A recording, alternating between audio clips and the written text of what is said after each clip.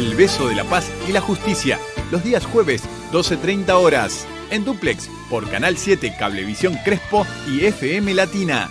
Conduce Pastor Roque Allegrini. Contacto 34 35 20 09 33. El beso de la paz y la justicia.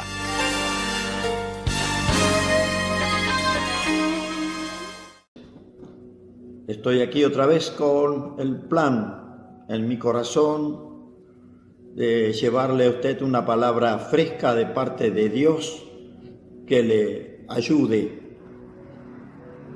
Hay muchos momentos en la vida donde uno necesita una ayuda verdadera, profunda, y qué bueno cuando hay gente que lo recibe y al recibirlo le permite dar pasos hacia adelante, dejar de perder cosas importantes de la vida. En la antigüedad, le quiero contar una pequeña historia. En la antigüedad, en la Biblia, nos relata momentos que hay que conocer la historia de esos momentos porque si no se dificulta la comprensión. Pero hace 2600, 2700 años, es decir, 700 años antes de Cristo, Dios tenía hombres, no había venido Cristo por supuesto, Dios tenía hombres a quienes les encargaba la tarea de ir a hablar con los reyes que había en aquella región. Israel pasó un periodo de 400 años aproximadamente dividido en dos reinos, el reino del norte y el reino del sur. Esto es parte de la historia registrada en la Biblia. Y hubo un profeta que se llamó Jeremías que tuvo que actuar de parte de Dios en un momento muy difícil de su país, muy difícil. Tan difícil que el periodo ese concluyó con la invasión de un ejército extranjero y con la destrucción de la ciudad de Jerusalén, nada más y nada menos. Es decir, Jerusalén fue destruida en esa oportunidad y luego va a volver a ser destruida por los romanos casi 700 años después. Ahora, Jeremías era un hombre muy fiel a Dios. No había facultades, no había universidades en aquel entonces. Posiblemente él estaba ligado a la familia sacerdotal, tenía un contacto. Lo cierto es que Dios un día le dice: Jeremías, anda y visita la casa del alfarero. El alfarero en aquella época era tan importante porque era el que estaba proveyendo los utensilios necesarios para la vida doméstica, es decir, jarrones, jarras, ollas, de todo lo que se hace con este sistema de alfarería, ¿no? Aquel hombre, Jeremías, fue a visitar al alfarero. Y cuando fue, esto está registrado en el capítulo 18 del libro que Jeremías escribió, usted lo puede leer allí. Resulta que él vio cuando el alfarero trabajaba ya en lo que era un torno como habitual de los alfareros, algo que va girando, y el alfarero va modelando lo que está elaborando en ese momento. Él vio cuando fue que al alfarero se le rompió la vasija que estaba haciendo. Bueno, el alfarero, ¿qué hizo? Tomó el barro otra vez, lo volvió a mezclar, le puso un poco más de agua, no sé lo que hizo, no está el detalle allí, me supongo. Lo importante es que volvió a comenzar el trabajo y a hacerlo. Ahí para el relato de cuanto a lo que Jeremías vio, pero Dios le dice: bueno, Jeremías, ahora vas a ir a Israel, a este pueblo que se ha olvidado de mí, y le vas a decir: ustedes son como el barro que tuvo el alfarero en su mano. Es decir, yo los tengo en mi mano y yo puedo moldearlos a ustedes. Simplemente tengo que hacer el trabajo, aplicar mi juicio, mi fuerza, mi poder sobre ustedes y los cambio. Bueno, es una figura. Esto sería como una figura literaria que a Dios le encanta hacer, porque toda la Biblia está llena de figuras y que de alguna forma nos ayudan a entender el amor de Dios. Esta figura era para que Jeremías la transmitiera al pueblo, el pueblo recibió. Jeremías era enviado generalmente por Dios a determinados lugares y a hablar en público y decir cosas. A veces mandaba un emisario, tuvo un secretario que se llamaba Baruch, al cual a veces también lo mandaba y no iba a él porque Dios le decía no vayas porque hay peligro de que te maten, y mandaba a Baruch. Baruch decía esto lo manda Jeremías, lo entregaba o lo leía y se retiraba. Todo era por Jeremías. Y Jeremías ganó mucha enemistad con la nación, pero todo lo que Dios le mandó a decir aconteció. ¿Por qué? Porque la oportunidad a la cual Dios le dijo a Jeremías que lo enviaba para eso era provocar que el pueblo se arrepintiera, pero no lo logró. En ningún momento el pueblo se prestó a buscar a Dios de nuevo. Dios le daba promesas, pero también le daba juicio. La cuestión es que nada pasó en cambiar, todo siguió igual. El pecado que había en el gobierno, en el rey, en toda la gente que tenía dinero, el pecado y la presión que había sobre los pobres, eso continuó y finalmente aconteció lo que Jeremías temía, porque él sabía que Dios iba a hacer lo que él anunciaba. ¿Por qué la gente no creyó? Porque había un montón de otros profetas que hablaban y decían todo lo contrario a lo que Jeremías decía, y eran varios. Y me hace pensar esto en los tiempos. Claro, hay diferencia hoy, ¿no? El reinado en ese momento había empezado por indicación de Dios. Dios bendijo al primer rey, que fracasó, pero Dios bendijo al segundo rey, que vino a ser el emblema de Israel para todos los tiempos. Se llamó David. Hasta la bandera de hoy tiene una estrella que le llaman la estrella de David, mencionando a aquel personaje que fue tan valioso y al cual Dios respaldó y le dio poder. Y Dios prometió que siempre iba a haber un descendiente de David en el trono, pero los descendientes no fueron como David.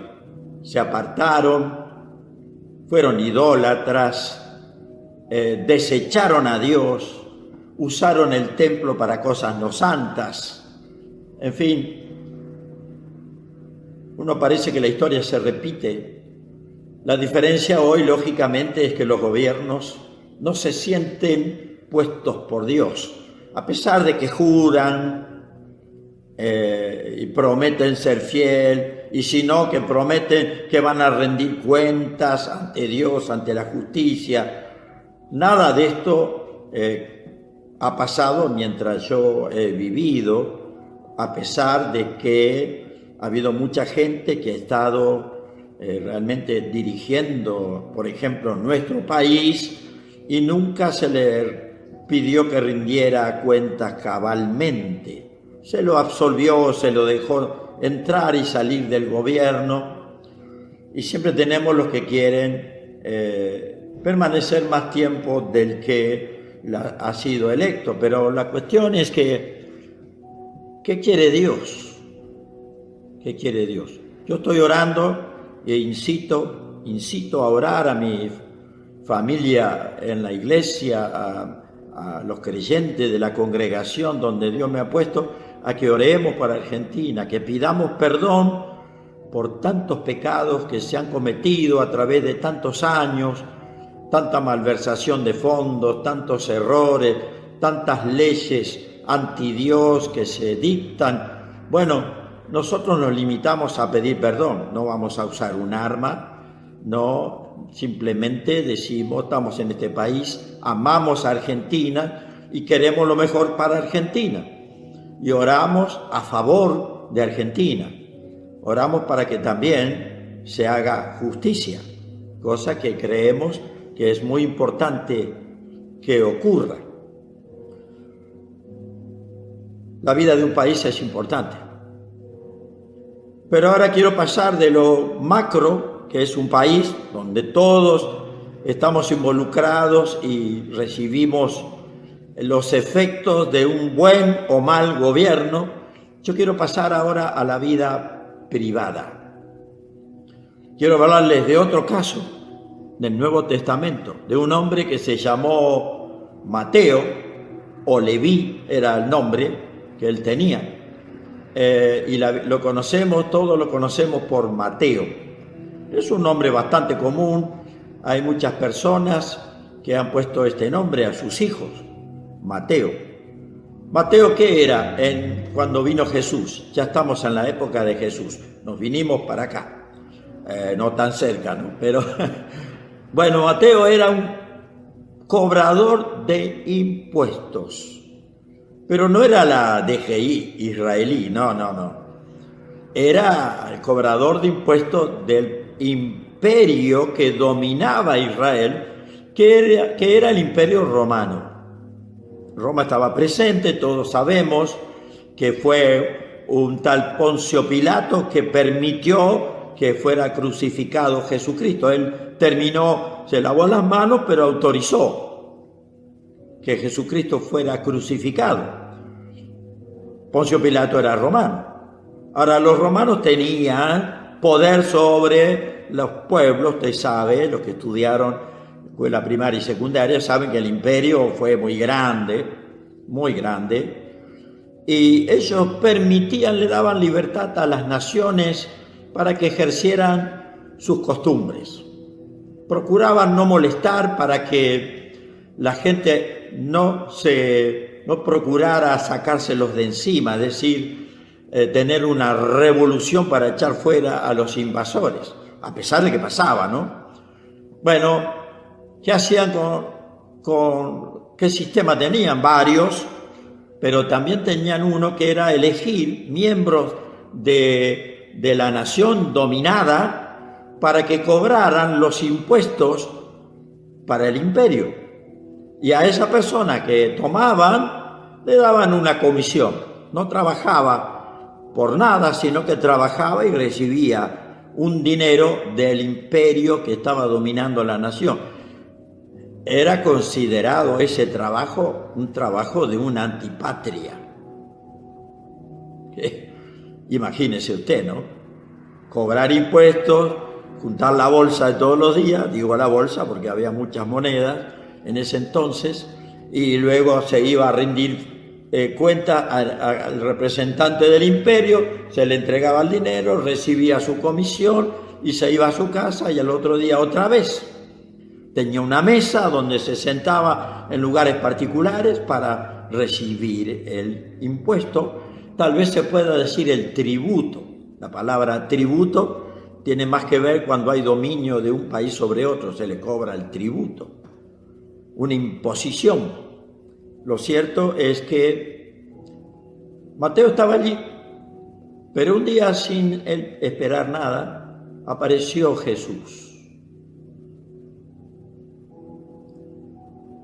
Y Jesús lo miró y lo vio y le dijo una sola palabra, según está registrada en el propio evangelio que Mateo va a ser uno de los que escribe uno de los evangelios, uno de los libros que relata la vida de Jesús. Y una sola palabra le dijo Jesús: sígueme. Yo no sé, no puedo especular de cómo sería el rostro de Jesús, He escuchado muchas cosas imaginarias tal vez. Hay pequeñas citas de contemporáneos de Jesús, porque ya había gente que escribía en esa época, judíos que escribían, y que de alguna manera nos dan una idea de la impresión que causaba cuando Jesús aparecía. Lo cierto es que Mateo lo miró. No sabemos si ya había tenido un contacto anterior, no sabemos, no lo dice la Biblia. Lo cierto es que simplemente le dijo, sígueme. Para Mateo poder seguir a Jesús tenía que dejar toda la tarea que estaba haciendo.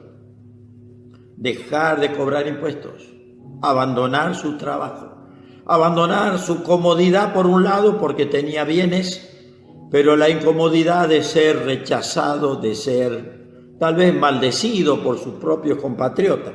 Lo cierto es que él se levantó y lo siguió. Y esa noche, la noche del día del encuentro, no tampoco dice la Biblia, pero seguramente ocurrió así, Mateo invitó a Jesús a cenar a su casa. ¿Qué era Mateo? Un antipatria, un recaudador de impuestos. ¿Qué fue después de encontrarse con Jesús? Después de ese día maravilloso para él, cuando Jesús fue al encuentro, cuando él tuvo oportunidad de llevar a Jesús a su casa y cenar con Jesús y los discípulos también, y algunos otros como Mateo en ese oficio. La cuestión es que desde el otro día Mateo siguió a Jesús en todas sus recorridas por todo el territorio, y cuando Jesús fue crucificado no estaba allí, fue uno de los que tuvo miedo, como todos, incluso Pedro, aunque Pedro se quedó cerca, pero finalmente a los 50 días estuvo presente Mateo cuando la iglesia nació, el día en que ocurrió un evento prometido por Dios y asegurado por el mismo Jesucristo, que es el derramamiento del Espíritu Santo que dio el nacimiento a la iglesia. Mateo, me interesa que usted note lo que fue odiado, antipatria, pero para Dios no estaba desechado, y él llegó a ser un seguidor de Cristo, un apóstol de Cristo, que dejó toda esa vida anterior para dedicar su vida al servicio de Dios sin importarle todo lo que perdió. Es decir, para que haya logrado Jesús eso en él, indudablemente en Mateo hubo un arrepentimiento, una transformación. Argentina necesita la transformación de muchos argentinos, de cada uno de nosotros, un arrepentimiento sincero. Por eso yo le hablaba al comienzo de que en Templo Buenas Nuevas, Casa de Oración de calle Falucho, estamos orando por Argentina y muchas veces pedimos perdón por los pecados que no cometemos nosotros directamente, pero participamos de la elección, participamos de este sistema democrático y tenemos que someternos a él, resulte lo que resulte, y cuando las cosas van mal y el pecado es evidente, hay que pedir perdón a Dios para que Dios no nos envíe un tremendo juicio como ocurrió, como le mencioné, con Jerusalén. Y tengo otro caso más aquí anotado en mis anotaciones que siempre trabajo. Ahora voy a mencionar una mujer. Una mujer. Hoy que las mujeres reclaman tanta atención y han sido adoctrinadas para odiar a los hombres. No me refiero a la mayoría, ¿no? Yo calculo que por los resultados del censo, calculo que no debe haber más de un 5% de la población argentina que esté muy preocupada o algo preocupada por este tema. Lo cierto es que Jesús se encontró con una mujer y las costumbres de la época eran que los judíos, como Jesús lo era, no charlaban, no hablaban con mujeres. Estaba mal visto.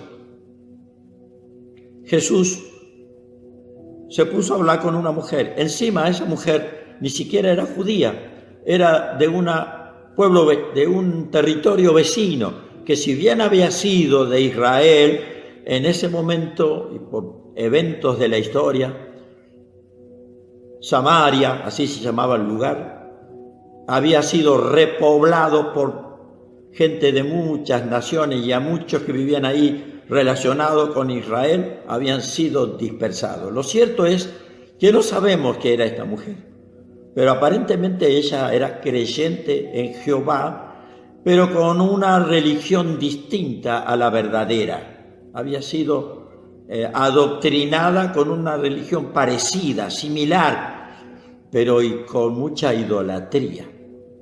Aquella mujer se sorprendió cuando Jesús habló con ella y le pidió de beber, porque era lo que estaba haciendo ella, tratando de sacar agua de un pozo.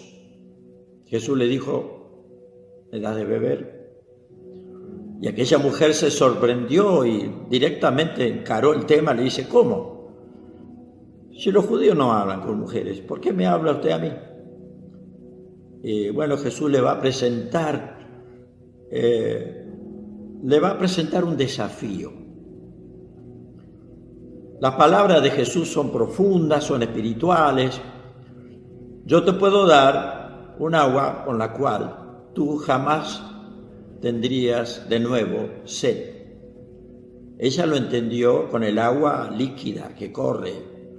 Y es más, miró a Jesús, no tenía nada, ni balde, ni nada. Dice, como tú, que no tienes nada, y este pozo es re profundo. Efectivamente, es un pozo que todavía existe en las afueras de ese lugar, y creo que tiene 60 metros, una cosa así. La cuestión es que ella le dice, no tienes nada para sacar y me vas a dar agua a mí. Y Jesús le dice, el agua que yo te daré es una agua que te llevará a la vida eterna. Sin duda, Jesús no estaba hablando del líquido, estaba hablando del bien espiritual que Dios quiere dar a toda persona que está dispuesto a buscar. Así que aquella mujer conversa, charla, Jesús le va a preguntar por su esposo, por su marido, y ella le dice, no tengo marido. Y Jesús le va a dar una confesión que aquella mujer queda desarmada.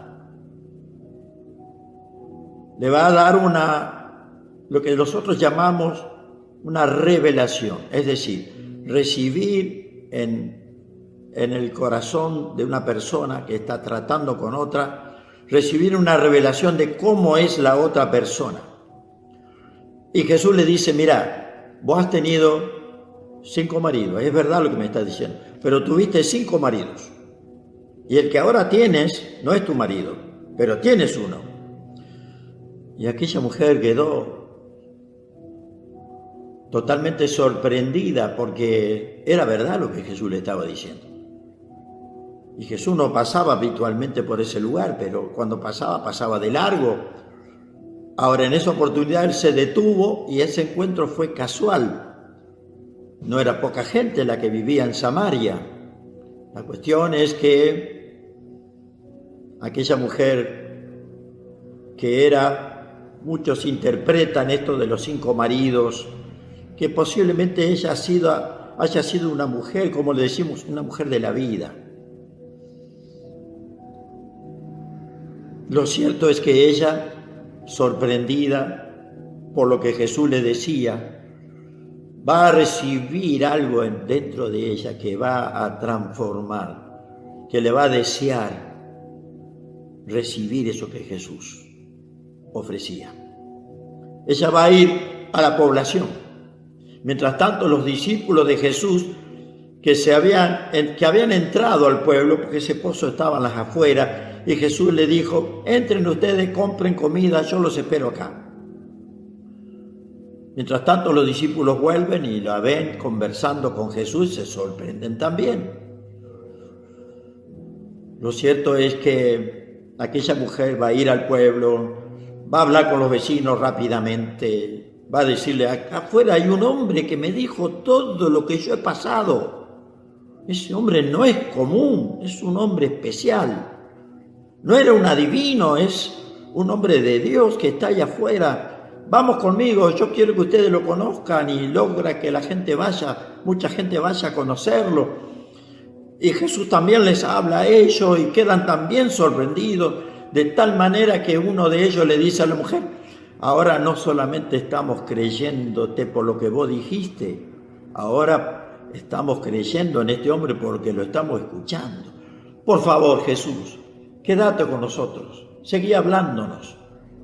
Jesús se compadeció de ellos y se quedó 3 días con ellos, hablándoles. Aquella mujer, yo diría que dejó de ser lo que había sido hasta ese momento al encontrarse con Jesús, y pasó a ser un testigo de Dios, o una testigo de Dios. Tremendo lo que hace Dios con las personas, las transforma. Mi ocupación todos los jueves es venir a hablarle a usted por esto. Hoy le quise presentar ejemplos que creo que vale la pena saber, porque todos necesitamos ayuda. Hay gente que no encuentra a Dios, está esperando que Dios venga a su encuentro, y le puedo decir que en raras oportunidades Dios lo hace, pero porque ve algo especial en las personas, que no le puedo decir exactamente qué es lo que Dios ve, pero por ejemplo, el apóstol Pablo, antes de ser apóstol, era un anticristo tremendo. Tal es así que murió gente por causa de él, murieron cristianos por causa de él. Y cuando iba para encerrar y meter en la cárcel más gente que seguía a Jesucristo, Jesús se le cruzó en el camino, y en ese encuentro él tuvo una experiencia maravillosa. Quedó ciego 3 días, porque tuvo una luz tan brillante que lo encegueció. Pero Dios le mandó un hombre, Jesús le mandó un hombre que oró por él. Esto que ocurrió era cuando Jesús ya había resucitado y se había ido al cielo. Pero tuvo una aparición de Jesús, ese Pablo, tremendo. Yo no sé si usted es pro Dios, pro Cristo, anticristo, no sé. Pero posiblemente usted tenga las consecuencias de los errores que haya cometido en la vida, que Dios le llama pecado, cuando hacemos las cosas fuera de su voluntad. Y por esa causa, yo le invito esta noche a que usted reciba a Jesús como Salvador y se decida a vivir con Él todos los días de su vida. Le digo que vale la pena. No le pongo como ejemplo los que entran o salen de templos. Hay gente que no le gusta esa actividad. Inclusive habla mal de los que entran y salen en los templos. Aunque cuando usted se convierta a Cristo va a querer ser uno de ellos. Lo cierto es que Jesús puede cambiar su vida. Le hablé sinceramente y me acerco para hablarle lo más cerca posible. Crea en Jesús. Es lo mejor que le puede pasar. Crea en Él. Señor amado, bendito Padre, como todos los jueves yo hago esta oración, oro por los que están escuchando, para que se conviertan y se entreguen a ti. En el nombre de Jesús. Amén.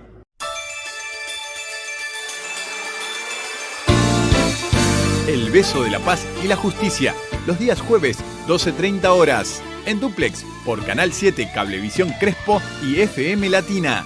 Conduce Pastor Roque Allegrini. Contacto 34 35 20 09 33. El beso de la paz y y la justicia.